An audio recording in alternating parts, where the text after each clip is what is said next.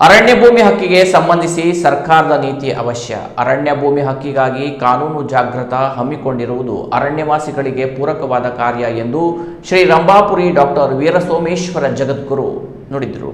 ಚಿಕ್ಕಮಗಳೂರು ಜಿಲ್ಲೆಯ ಎನ್ಆರ್-ಪುರ ತಾಲೂಕಿನ ಬಾಳೆಹೊನ್ನೂರು ಪೀಠದಲ್ಲಿ ಇಂದು 3 ತಲೆಮಾರಿನ ದಾಖಲೆ ಒತ್ತಾಯಿಸತಕ್ಕದ್ದಲ್ಲ ಜಾಥಾದ ಅಂಗವಾಗಿ ರಾಜ್ಯ ಅರಣ್ಯ ಭೂಮಿ ಹಕ್ಕು ಹೋರಾಟಗಾರರ ವೇದಿಕೆಯು ಮುದ್ರಿಸಿದ ಕಾನೂನು ಜಾಗೃತ ಕರಪತ್ರ ಬಿಡುಗಡೆಗೊಳಿಸುತ್ತಾ ಹೇಳಿದರು. ಪಾರಂಪರಿಕ ಅರಣ್ಯವಾಸಿಗಳ ಸಾಗುವಳಿ ಹಕ್ಕಿಗೆ 3 ತಲೆಮಾರಿನ ನಿರ್ದಿಷ್ಟ ವೈಯಕ್ತಿಕ ದಾಖಲೆಗೆ ಒತ್ತಾಯಿಸತಕ್ಕದ್ದಲ್ಲ. ಕಾನೂನು ಸುತ್ತೋಲೆ ಮತ್ತು ನ್ಯಾಯಾಲಯದ ತೀರ್ಪಿನಂತೆ ಸಾಂದರ್ಭಿಕ ದಾಖಲೆಗಳ ಅಡಿಯಲ್ಲಿ ಸಾಗುವಳಿ ಹಕ್ಕನ್ನು ವಿತರಿಸಬೇಕೆಂಬ ಅರಣ್ಯವಾಸಿಗಳ ಜಾಥಾಕ್ಕೆ ಪೂರಕವಾಗಿ ಪ್ರಕಟಿಸಿದ ಕಾನೂನು ಜಾಗೃತ ಪತ್ರದಲ್ಲಿ ವಿಶ್ಲೇಷಿಸಲಾಗಿದೆ.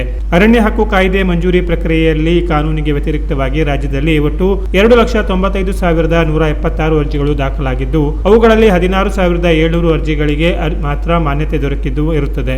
ಇವುಗಳಲ್ಲಿ 2,62,415 ಅರ್ಜಿಗಳು ತಿರಸ್ಕರಿಸಲ್ಪಟ್ಟಿದೆ ಎಂದು ರಾಜ್ಯ ಅರಣ್ಯ ಭೂಮಿ ಹಕ್ಕು ಹೋರಾಟಗಾರರ ವೇದಿಕೆಯ ಅಧ್ಯಕ್ಷ ರವೀಂದ್ರ ನಾಯ್ಕ್ ಈ ಸಂದರ್ಭದಲ್ಲಿ ಹೇಳಿದರು. ಕಾರ್ಯಕ್ರಮದ ನೇತೃತ್ವವನ್ನು ಸಂಚಾಲಕರಾದ ಮಲ್ಲೇಶಿ ಬಸವಂತಪ್ಪ, ಬಾಳೆಹಳ್ಳಿ, ರಾಜಶೇಖರ ಬಿ ಗೌಡ, ದೇವರಾಜ್ ಕೋವೇರವದ್ದಲ, ಲಕ್ಷ್ಮಣ ದೊಡ್ಡನಳ್ಳಿ, ಸತೀಶ್ ಎಚ್ ಚೌಡರ್, ಬಸಪ್ಪ ಬಸಾಪುರ, ಮಲ್ಲಿಕಾರ್ಜುನ ಲೆಕ್ಕದ್, ಗುತ್ತಿಯಪ್ಪ ಬಳಗಿ, ಗುರುಪಾದಪ್ಪ ಹಡಪಾದ ಮುಂತಾದವರು ಉಪಸ್ಥಿತರಿದ್ದರು. 3 ದಶಕದಿಂದ ಅರಣ್ಯವಾಸಿಗಳ ಪರ ಹೋರಾಟ ಮಾಡುತ್ತಿರುವ ಹೋರಾಟಗಾರರ ಪರವಾಗಿ ಪೂಜ್ಯ ಶ್ರೀ ರಂಭಾಪುರಿ ಡಾಕ್ಟರ್ ವೀರಸೋಮೇಶ್ವರ ಜಗದ್ಗುರು ಅವರು ಅಧ್ಯಕ್ಷ ರವೀಂದ್ರ ನಾಯ್ಕ್ ಅವರಿಗೆ ಅಭಿನಂದಿಸಿದರು.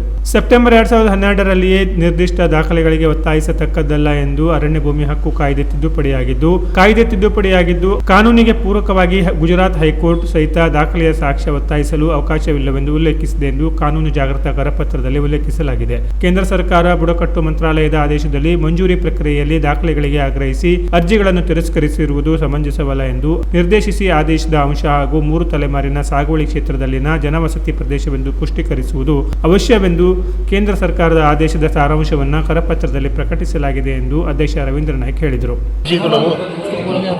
ರಿಜೆಕ್ಟ್ ಆಗಿದೆ. 83% ಅರ್ಜಿಗಳು ರಿಜೆಕ್ಟ್ ಆಗಿದೆ.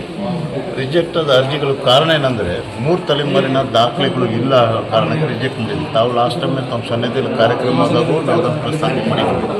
ಅದಕ್ಕೆ ನಾವು ಹೋರಾಟಗಾರರ ವೇದಿಕೆಯವರು ಏನು ತೀರ್ಮಾನ ಮಾಡಿದ್ದೀವಿ ಅಂತ ಹೇಳಿದ್ರೆ 3 ತಲೆಮಾರಿನ ದಾಖಲೆಗಳು ಅವಶ್ಯಕತೆ ಇಲ್ಲ ಹೇಳೋದು ಕಾನೂನಲ್ಲಿದೆ.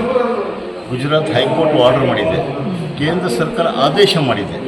ವೈಯಕ್ತಿಕವಾಗಿ 3 ತಲೆಮಾರಿನ ಅರಣ್ಯವಾಸಿಯಲ್ಲಿ ಇರಬೇಕಂತಿಲ್ಲ, ಆ ಪ್ರದೇಶ ಜನವಸತಿ ಇರಬೇಕು 3 ತಲೆಮಾರಿ ಅಂತ ಹೇಳೋದ್ರ ಬಗ್ಗೆ ಇದೆ.